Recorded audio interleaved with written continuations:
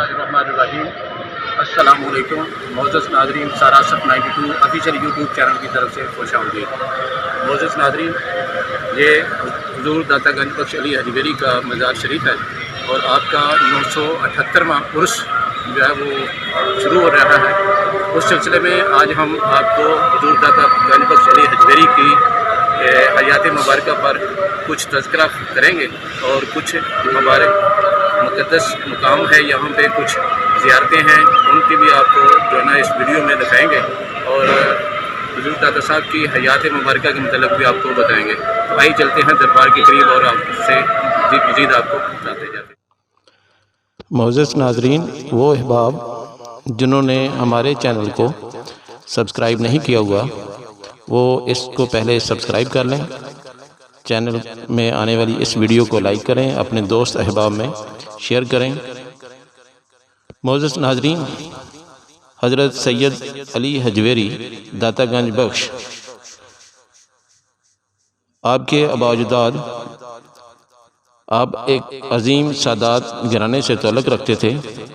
जब इस्लामी हुकूमत में कुछ अफरा तफरी फैल गई तो आले सादात के अफराद हाकमाने वक्त के जुल्म व तशद्दुद से बचने के लिए गज़नी में आकर आबाद हो गए। गज़नी में आपके ख़ानदान का इल्म फ़ज़ल और रूहानियत में चर्चा हुआ। आपके हकीकी मामू गज़नी के बुलंद पाया आलम और वलीउल्लाह थे, बल्कि लोग इन्हें ताज औलिया कहा करते थे। आपका नाम अली है, लेकिन आप अली हजवेरी के नाम से मशहूर हैं, क्योंकि जिस महल्ले में आप रहते थे उसका नाम हजवेर था। इस वजह से आप अली हजवेरी कहलाए। आपकी कनीयत अबुल हसन है, मगर लाहौर में आप दाता गंज बख्श के लक़ब से मशहूर हुए। आपके वालिद माजिद का नाम सैयद उस्मान था। आपकी वलादत के बारे में कहा जाता है कि आप अफ़गानिस्तान के मशहूर शहर गज़नी के एक महल्ले हजवेर में 400 हिजरी के लगभग पैदा हुए। आपकी वालदा इस महल्ले की रहने वाली थीं, लेकिन आपके वालिद गज़नी के एक और महल्ले के रहने वाले थे जिसका नाम जलाब था। इन्हीं महलों की निस्बत से आपको हजवेरी और जलाबी भी कहा जाता है। आप नजीबुल तरफ़ैन सैयद थे। आपका सिलसिला नसब चंद वास्तों से सैयदना हज़रत इमाम हसन रज़ी अल्लाह तआला अन्हा से मिलता है।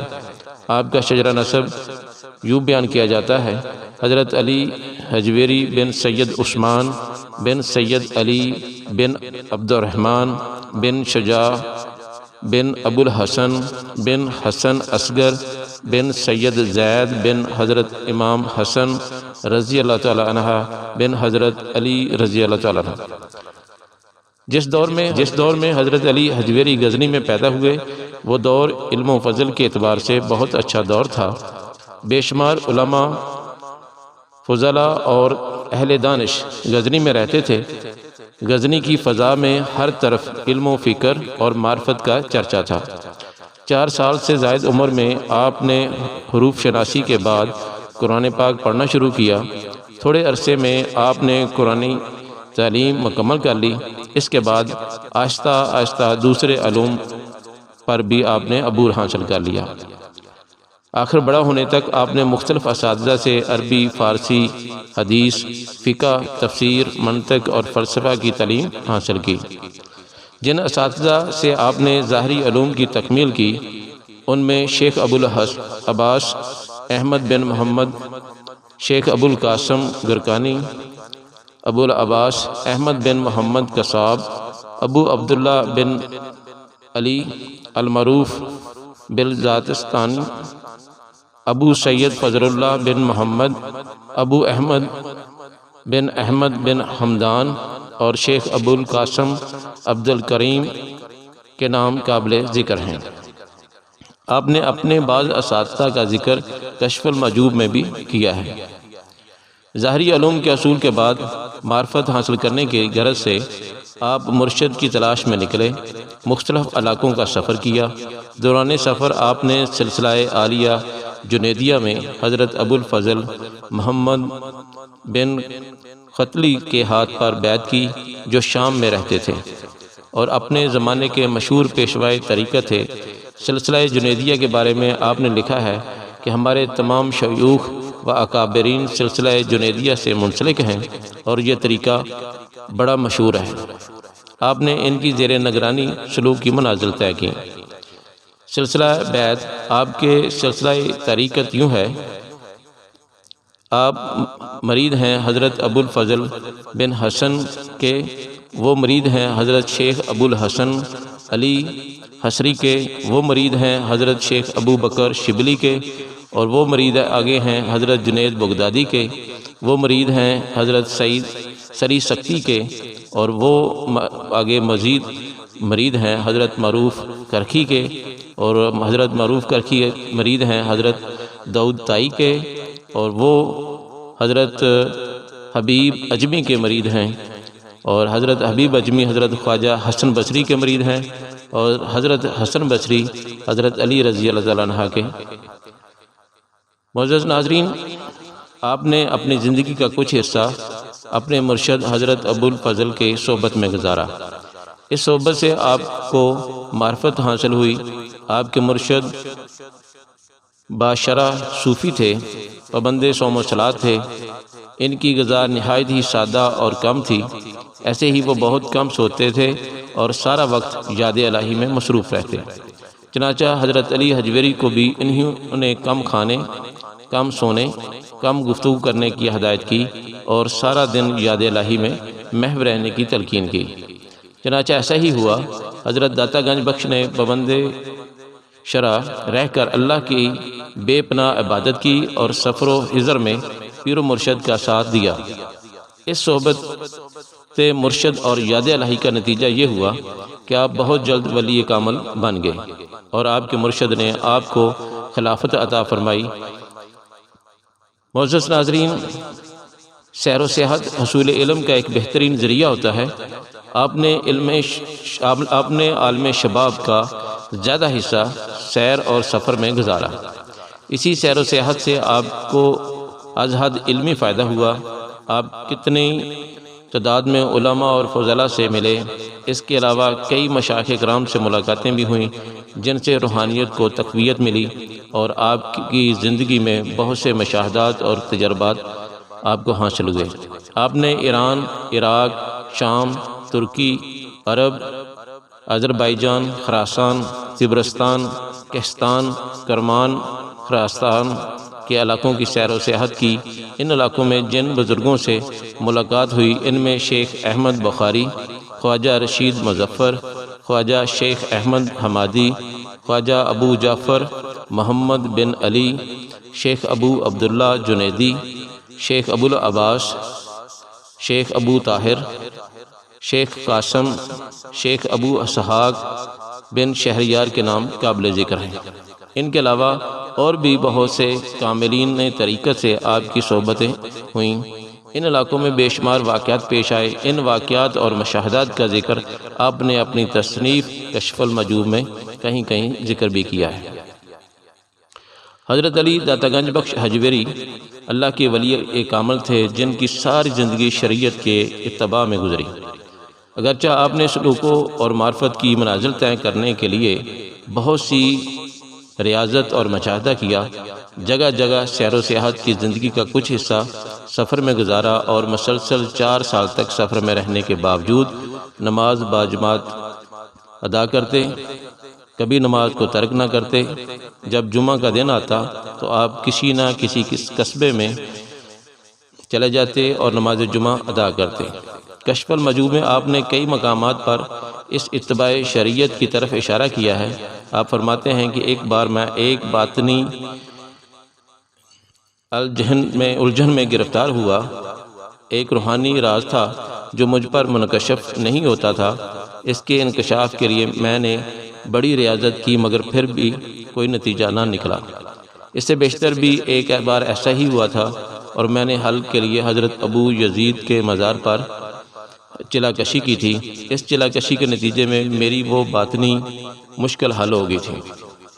چنانچہ اس بار بھی میں آپ کے مزار پر معتکف ہو گیا، لیکن 3 ماہ تک اعتکاف میں بیٹھے رہنے کے باوجود مجھے کامیابی نہیں ہوئی۔ اس دوران میں روزانہ 3 دفعہ نہاتا اور 3 ہی دفعہ طہارت کرتا۔ کامیابی کی کوئی صورت نہ دیکھ کر میں نے خراسان جانے کے لیے رخت سفر باندھا۔ راہ میں ایک گاؤں میں قیام کیا۔ یہاں صوفیوں کا ایک گروہ مقیم تھا۔ یہ رسم پرست لوگ تھے۔ انہوں نے مجھے سادہ جامہ پہنے دیکھ کر کہا، یہ ہماری جماعت سے متعلق نہیں، اور واقعی میں ان کی جماعت سے کوئی تعلق نہیں رکھتا تھا۔ انہوں نے مجھے قیام کے لیے جو جگہ دی، خود اس سے بلند جگہ پر قیام کیا۔ خود تو نہایت لذیذ و نفیس غذائیں کھائیں اور مجھے ایک سوکھی روٹی کھانے کو دی۔ وہ لوگ میرا مذاق اڑاتے، خربوزے کھا کر چھلکے مجھ پر پھینکتے۔ میں نے اپنے دل میں کہا کہ اے مولا کریم، اگر ان کا لباس وہ نہ ہوتا جو تیرے دوستوں کا ہوتا ہے تو میں ان کی یہ زیادتی کسی صورت برداشت نہ کرتا۔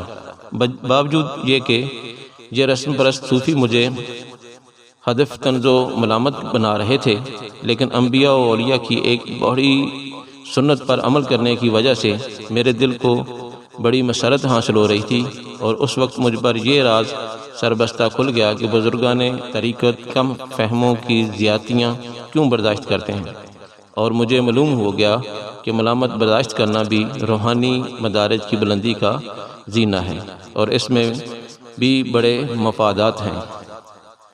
حضرت داتا گنج بخش حجویری فرماتے ہیں کہ ایک روز کا ذکر ہے کہ میں علاقہ شام میں سفر کرتا ہوا حضرت بلال رضی اللہ تعالیٰ عنہ کے روضہ مبارک پر پہنچا۔ جب میری آنکھ لگ گئی تو میں نے اپنے آپ کو مکہ معظمہ میں دیکھا۔ اتنے میں سرکار دو عالم صلی اللہ علیہ وسلم بنی شیبہ کے دروازے پر تشریف فرما ہوئے۔ اس وقت آپ ایک سن رسیدہ شخص کو اس طرح بغل میں لیے ہوئے تھے جیسے کوئی کسی بچے کو لیے ہوتا ہے۔ میں فرطہ محبت سے بے قرار ہو کر آپ کی طرف دوڑا اور آپ کے پائے مبارک کو بوسہ دیا۔ میں بڑا حیران تھا کہ یہ ضعیف شخص کون ہے۔ حضور نبی کریم صلی اللہ علیہ وسلم نے قوت باطنی سے میرے استجاب کا حال معلوم کر لیا اور مجھے مخاطب کر کے فرمایا کہ یہ تمہارے امام ہیں، امام ابو حنیفہ۔ اس سے مجھے یہ بات معلوم ہوئی کہ حضرت امام ابو حنیفہ کا شمار ان لوگوں میں ہے جن کے اوصاف شرع کے قائم رہنے والے احکام کی طرح قائم و دائم ہیں۔ یہی وجہ ہے کہ حضور صلی اللہ علیہ وسلم ان سے اس قدر محبت فرماتے ہیں، اور حضور صلی اللہ علیہ وسلم کو ان سے ربط و محبت ہے۔ اس سے یہ نتیجہ نکلتا ہے کہ جس طرح آپ صلی اللہ علیہ وسلم سے خطا ممکن نہیں، اسی طرح حضرت امام ابو حنیفہ سے بھی خطا کا صدور نہیں ہو سکتا۔ یہ نکتہ لطیف ہے جسے صرف وہی لوگ سمجھ سکتے ہیں جو اللہ تعالیٰ سے تعلق رکھتے ہیں۔ قیام عراق کے زمانے میں آپ فرماتے ہیں کہ میں نے بہت کشادہ دستی سے کام لینا شروع کر دیا۔ اس کا نتیجہ یہ ہوا کہ میں قرض کے بوجھ تلے دب گیا۔ ہوتا یہ تھا کہ جب کسی کو کوئی ضرورت پیش آتی وہ مجھے سے طالب امداد ہوتا اور میں کسی نہ کسی صورت اس کی مدد کرتا۔ اس طرح لوگوں کے مطالبات روز بروز بڑھنے لگے اور قرض خواہوں نے الگ تنگ کرنا شروع کر دیا۔ عراق کے ایک سردار نے جو میرے اس حال سے واقف تھا مجھے لکھا کہ تو نے جو طریقہ کار اختیار کیا ہے اس سے پیدا شدہ پریشانیاں عبادت اور ذکر الہی میں خلل پیدا کرتی ہیں۔ یوں اندھا دھند روپیہ خرچ کرنا اچھا نہیں ہے۔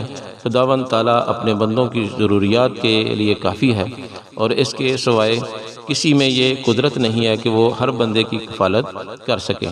میں نے اس نیک دل سردار کی اس پر حکمت بات کو گھرا میں باندھ لیا اور اس تنگی سے چھٹکارا حاصل کیا۔ حضرت داتا گنج بخش نے حصول معرفت کی خاطر بے حد ریاضت و عبادت کی، صوف کا لباس پہنا، رضا الہی اور علم کی لیے در بدر کی خاک چھانی، حب الہی میں فقر و فاقہ کیا، عشق حقیقی خاطر صبر و ضبط سے کام لیا، حتیٰ کہ ایک روز آیا کہ اللہ نے ان پر مہربان ہوا اور تکمیل معرفت ہوئی، اور وہ وقت آ گیا کہ آپ کے ظاہری اور باطنی علم سے مخلوق خدا فائدہ اٹھانے لگی، آپ کی صحبت سے فیضیاب ہونے لگے۔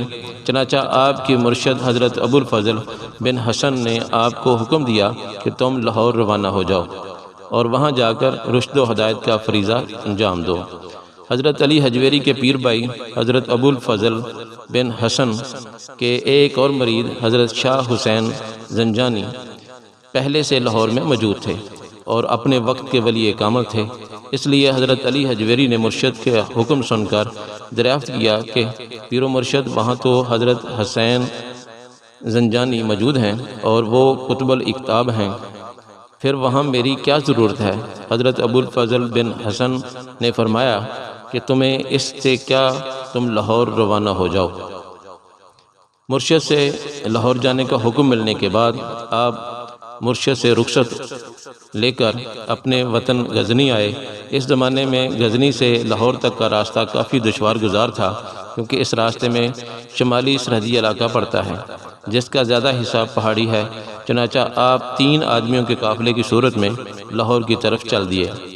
آپ کے ساتھ شیخ احمد حمادی اور شیخ ابو سید حجویری تھے۔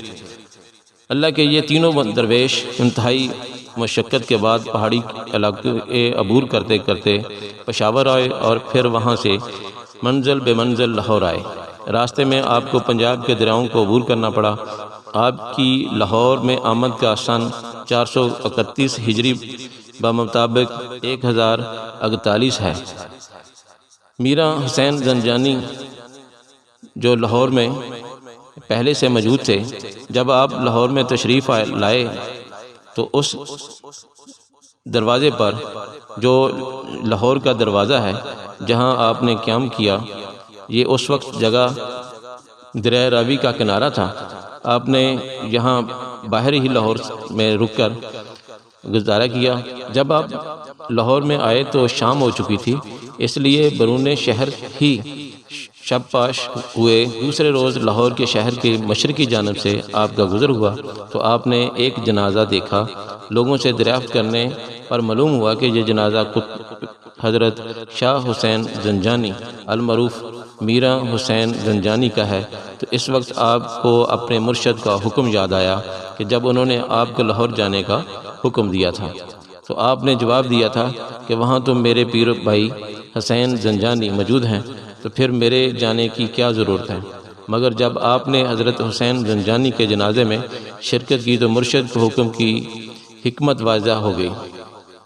حضرت علی حجویری نے تشریف آوری کے بعد لاہور میں قیام کیا۔ حضرت حسین زنجانی کا جنازہ بھی آپ نے ہی پڑھایا تھا۔